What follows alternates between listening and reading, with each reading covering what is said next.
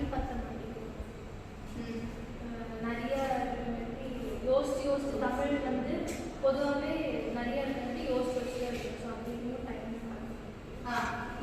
இது ஒரு நல்ல பாயிண்ட். ஏன்னா தமிழ் வந்து மற்ற சப்ஜெக்ட் மாதிரி இல்லை. இப்போ மேக்ஸும் இங்கிலீஷும் கொஞ்சம் ஷார்ட்டாக இருக்கும், எழுதிடலாம். தமிழ் பொறுத்த வரைக்கும் நிறைய கதைகள் அதிகமாக இருக்கும். அப்படி கதைகள் அதிகமாக இருக்கிறப்போ நம்ம அது ஃபுல்லாக எழுதினா தான் நம்ம மார்க் வாங்க முடியும் அப்படின்ற மாதிரி இருக்கு. அப்போ அவ்வளோ எழுதுறப்போ உங்களுக்கு டைம் பத்த மாட்டேங்குது. 3 மணி நேரம் கொடுத்தாலுமே டைம் பத்தாம சில கொஸ்டின்ஸை விடுற மாதிரி இருக்கிற சூழல் இருக்கு அப்படின்னு சொல்றீங்க. சரி, இதுக்கான தீர்வை நாம பார்க்கலாம். சரி, அடுத்து வேற என்ன டிஃபிகல்டிஸ் நீங்க ஃபீல் பண்ணீங்க? பாஸ் பண்ணுங்க.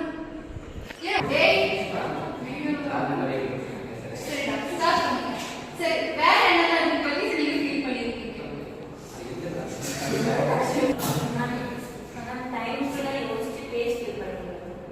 டைம்ல யோசிச்சு பேஸ் ஃபில் பண்ண முடியாது, உங்களுக்கு ஒரு சிக்கலா இருக்கு. ஏன் எதனால உங்களால டைம் முடிக்க முடியல?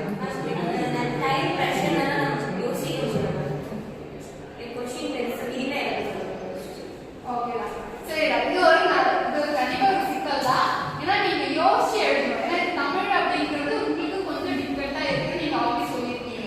அப்ப டிஃபிகல்ட்டா இருக்கிறப்போ உங்களுக்கு சிந்திச்சு எழுதுறதுக்கு டைம் வேணும். டைம் 3 மணி நேரம், டைம் பத்தாததுனால நீங்க சில கொஸ்டின் விட்டுட்டு வர சூழலும் இருக்கு. அப்ப யோசிச்சு எழுதுறப்ப நமக்கு டைம் பத்த மாட்டேங்குது அப்படிங்கிறது ஒரு சிக்கலா இருக்கு.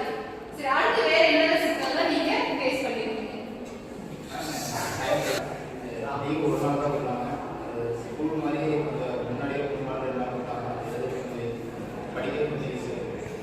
இது ஒரு நல்ல சிக்கல் தான். ஏன்னா இப்போ தமிழ் எக்ஸாம் அப்படிங்கிறது நமக்கு லாங்குவேஜ் ஃபர்ஸ்ட் எக்ஸாமா வரும். அப்படி ஃபர்ஸ்ட் எக்ஸாமா வர்றப்போ ஸ்டெடிலி இங்க உங்களுக்கு அதிகமா கிடைக்குதுன்னு சொல்றீங்க.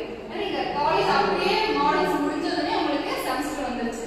அப்படி இருக்கிறப்போ உங்களுக்கு லீவ் எக்ஸ்ட்ரா பத்தல. லீவ் பத்தாததுனால உங்களுக்கு உட்கார்ந்து ப்ரிப்பேர் பண்றதுக்கு டைம் கம்மியா இருக்குது, உங்களுக்கு ஒரு டிஃபிகல்ட்டா இருக்கு. சரி, அடுத்து வேற என்னென்ன பிரச்சனைகள் உங்களுக்கு இருக்கு?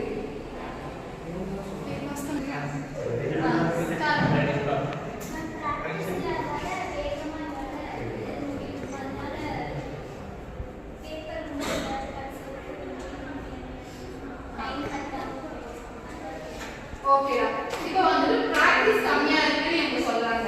ஏன்னா நீங்க எல்லா எக்ஸாம் எல்லா சப்ஜெக்ட் மேக்ஸிமம் எல்லாமே இங்கிலீஷ் இருக்கிறதுனால தமிழ் சப்ஜெக்ட் மட்டும் தான் நீங்க தமிழ்ல எழுதுறீங்க. அதனால தமிழ் உங்களுக்கு பிராக்டிஸே கிடையாது.